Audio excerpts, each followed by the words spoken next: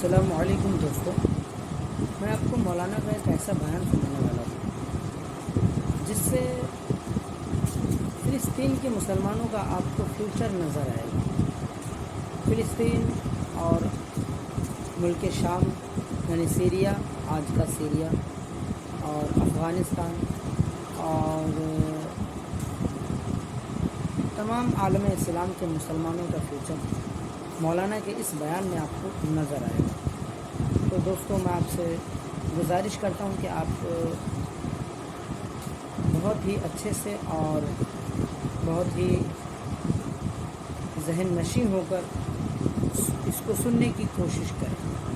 چلیے شروع کرتے ہیں۔ ایسا نہیں ہے کہ کوئی جو ہے اسے دولت کی بدہضمی ہو رہی ہو اور کوئی وہ ہے کہ جو بھوکا مر رہا ہو، ایسا نہیں ہے۔ دیکھو ہمارے ہاں انسانی شرافت، انسانی عزت، انسانی پریسٹیج اور انسانی حقوق بہتر سے بہتر شکل میں موجود ہیں۔ حریت ہے، آزادی اظہار رائے ہے، سب کچھ ہے۔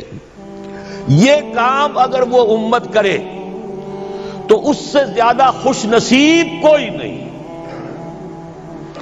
پھر دنیا میں اس کو غلبہ ہوگا، دنیا کی خلافت اس کو دی جائے گی، دنیا کی امامت اس کو دی جائے گی، دنیا کی قیادت اس کو دی جائے گی۔ جیسے کبھی اقبال نے کہا تھا کہ سبق پھر پڑھ شجاعت کا، عدالت کا، صداقت کا، لیا جائے گا تجھ سے کام دنیا کی امامت کا۔ لیکن پھر وہی سبق پڑھنا پڑے گا جو صحابہ کرام نے پڑھا تھا۔ جب صحابہ کرام نے وہ سبق پڑھا تھا تو دنیا کی امامت اللہ نے ان کو عطا کی تھی کہ نہیں کی تھی؟ اگر تو اس کے مطابق عمل ہے تو ان سے زیادہ اللہ کو محبوب کوئی نہیں، اور اگر طرز عمل برعکس ہو جائے، کہیں کچھ اور کریں کچھ اور، کہیں یہ کہ قرآن پر ہمارا ایمان ہے اور اس کے قانون کو نافذ نہ کریں، کہیں یہ کہ ہماری تو محبوب ترین شخصیت محمد ہیں اور ان کی سنت کے اوپر عمل نہ کریں صلی اللہ علیہ وسلم، قرآن نے جس شے کو حرام کیا ہے اس پر اس کا استعمال کر رہے ہوں۔ اگر طرز عمل یہ ہو اور یہ طرز عمل اس حد کو پہنچ جائے کہ دنیا تانے دے، یہ مسلمان کہاں اسلام دنیا میں ہمیں دکھاؤ، کہاں اسلام؟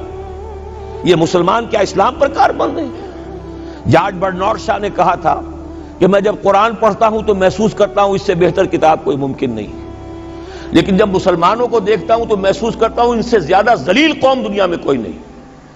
یہ کنٹراسٹ ہے جو ہم اپنے وجود سے پیش کر رہے ہیں۔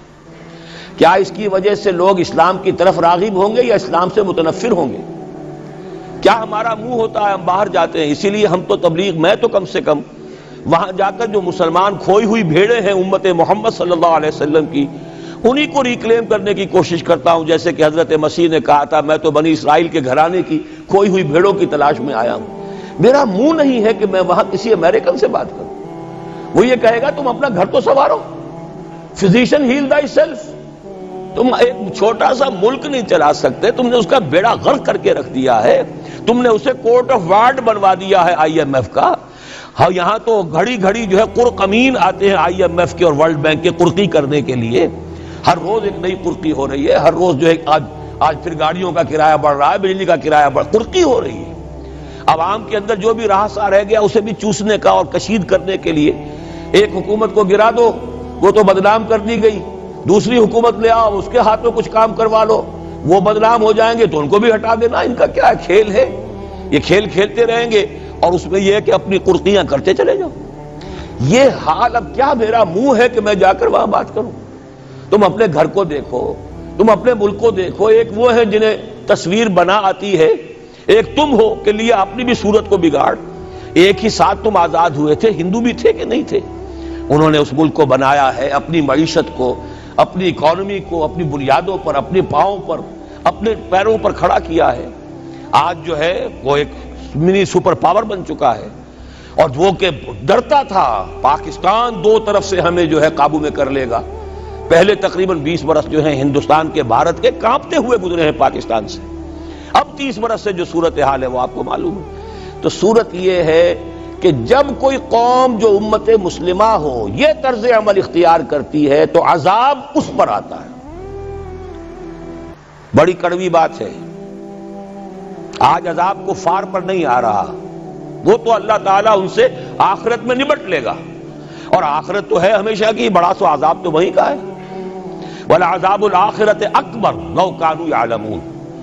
دنیا میں کفار پر عذاب آتا تھا جب کوئی رسول بھیج دیا جائے، اب رسول آئے گا نہیں، ایک ایکسیپشن ہے وہ بعد میں بتاؤں گا، لیکن اب دنیا میں جو عذاب آتا ہے وہ مسلمان امت پر آتا ہے۔ اب اس کو چونکہ بات بہت کڑوی ہے، تھوڑا سا میں اس کے اندر آپ کے لیے سمجھنا، حلق سے اتارنا اس کڑوی گولی کا آسان کر دوں۔